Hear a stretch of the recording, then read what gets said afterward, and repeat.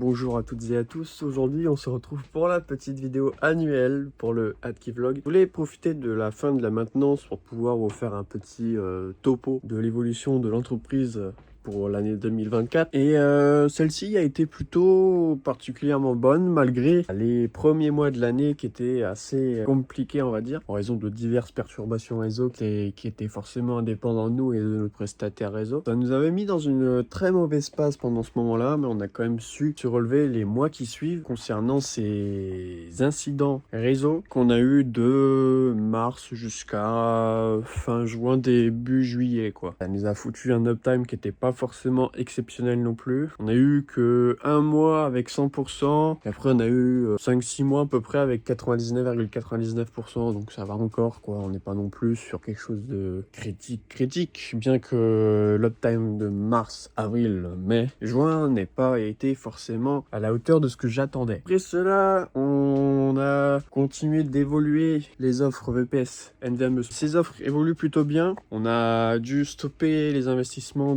sur ces offres en fin d'année 2024, mais c'était pour une bonne raison. Les VPS SSD, malheureusement, on n'a pas pu les améliorer comme ce qu'on aurait voulu. Et pareil pour les VPS Ryzen et les VPS HDD, malheureusement, on n'a pas pu encore déployer de serveurs en raison de la demande sur les VPS NVMe. Donc voilà. Cette année, je voulais déjà vous souhaiter une très bonne année, ça j'ai oublié de vous le dire aussi également.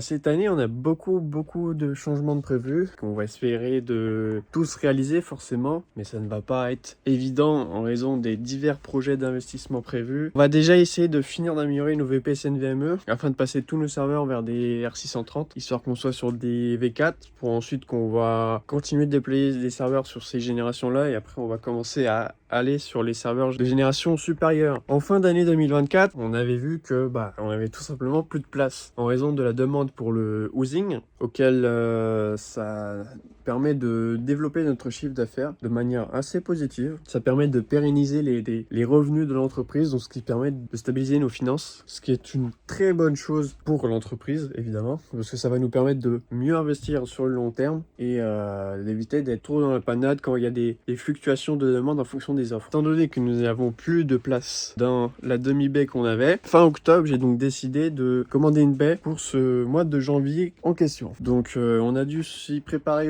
au préalable, la migration des différents équipements vers cette nouvelle baie, ce qui prend un certain temps parce qu'il faut prévoir l'emplacement de chaque nouveau serveur qu'on a actuellement en production. Donc ça comprend les serveurs pour les VPS, les serveurs de l'infrastructure, le réseau et les clients housing. Évidemment, il ne faut pas les oublier parce que ce sont eux aussi qui nous permettent de pérenniser les revenus de l'entreprise. Toujours bon de le rappeler. Ce qui est dommage, c'est qu'on n'ait pas pu réaliser tous les objectifs de 2024, mais du coup, ils sont reconduits pour 2025 en espérant qu'on puisse cette fois-ci en réaliser un peu plus que ceux de 2024, bien que je pense pas forcément pouvoir tous les réaliser parce que il y a la commande d'une seconde baie, la commande d'un premier serveur VPS HDD, la commande d'un premier serveur VPS Ryzen, l'amélioration des VPS SSD. S'il ne faut pas les oublier, ces offres-là, on a quand même des clients qui restent assez longtemps sur ces offres-là, donc c'est toujours bon à voir. Nous avons également prévu de déployer notre premier serveur de filtrage pour contrer davantage les attaques de DDoS. Nous avons également prévu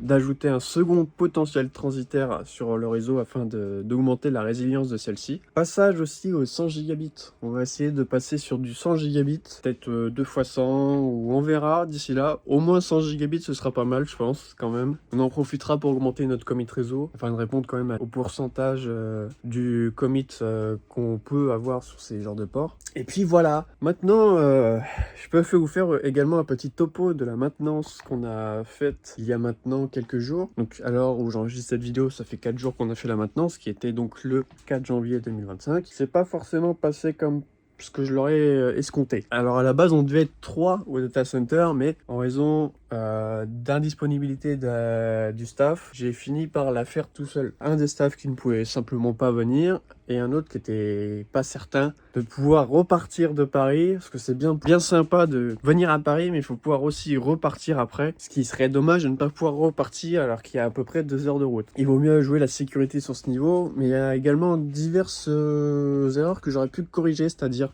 tout déraquer, tout re-rack et ensuite tout rebrancher. Tandis que là, j'ai du rack, branché, j'ai fait des trucs par-ci par-là. Du coup, c'est ce qui m'a fait perdre du temps, bien que mes muscles aient quand même dit à un moment disant « Ouais, calme-toi frérot, tu travailles un peu trop ». Du coup, de temps en temps, je faisais des petites pauses histoire d'éviter de trop travailler les muscles. La maintenance, je l'ai faite en à peu près 6-7 heures. Donc c'était le temps de tout migrer, tout bien vérifier que tout est fonctionnel, faire un mini cable management. Je l'ai pas encore fini, donc la prochaine fois que je retourne au data center, faut que je mette le capteur des températures de la baie à l'avant, que je refasse le cable management à l'arrière, donc ça fera aucun down parce que c'est sur la partie qui est séparée. C'est sur la partie qui est le réseau OB client et Atinet, donc ça n'aura aucun impact sur le réseau en tant que tel quand je ferai les ajustements de cable management. Et du coup voilà, bon, sinon hormis ça, tout s'est plutôt bien passé, il n'y a pas eu de coquilles dans la migration des équipements, tout va bien. Donc voilà, c'est pour vous faire un petit topo, donc je pense qu'il va pas y avoir forcément beaucoup d'AdKeyVlog encore cette année, puisque en général quand je commande des serveurs, je les fais directement livrer au data center parce que c'est plus pratique pour moi de ensuite les déployer. Et puis voilà, je veux faire quelques points supplémentaires sur cette vidéo. Je vais quand même essayer de filmer un peu pour tout ce qui est Node Ryzen, parce que ça je pense que je pourrais quand même le transporter au data center parce que c'est un matériel qui n'est pas forcément très lourd. Je vous ferai sûrement un autre AdKeyVlog dans l'année pour vous montrer le montage vite fait du petit Ryzen, en espérant que cette fois-ci je pourrais quand même le déployer. Et je tiens également à remercier tous les clients qui nous suivent depuis près de quasiment 5 ans maintenant. Dans un mois ça fera 5 ans. Ça commence à faire pas mal d'années d'expérience. Il y a encore beaucoup de choses qu'on a à apprendre, à améliorer forcément, notamment sur le support je pense.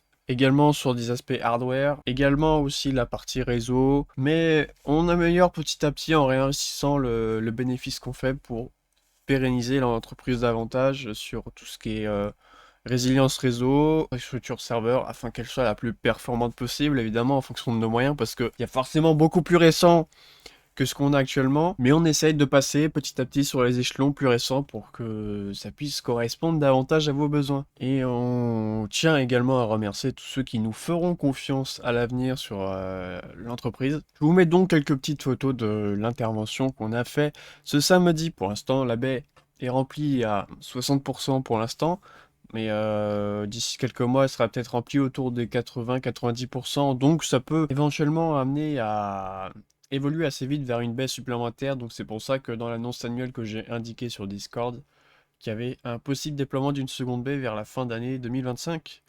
Et c'est un objectif que je vais essayer de tenir si la baie sera quasiment remplie à 100% évidemment. Puis voilà. Donc sur ce, je souhaite une très bonne année 2025 à vous tous, en espérant que celle-ci soit meilleure que 2024, comme on se dit chaque année finalement. Mais on n'oublie pas la santé, hein. C'est un point indéniable. Donc voilà, c'est la fin de cette vidéo. Donc si elle vous a plu, vous pouvez toujours la liker, la partager et vous abonner, hein, parce que c'est gratuit. Autant en profiter. Et voilà, je vous souhaite une bonne journée ou une bonne soirée en fonction du moment de la journée où vous regardez cette vidéo. A plus.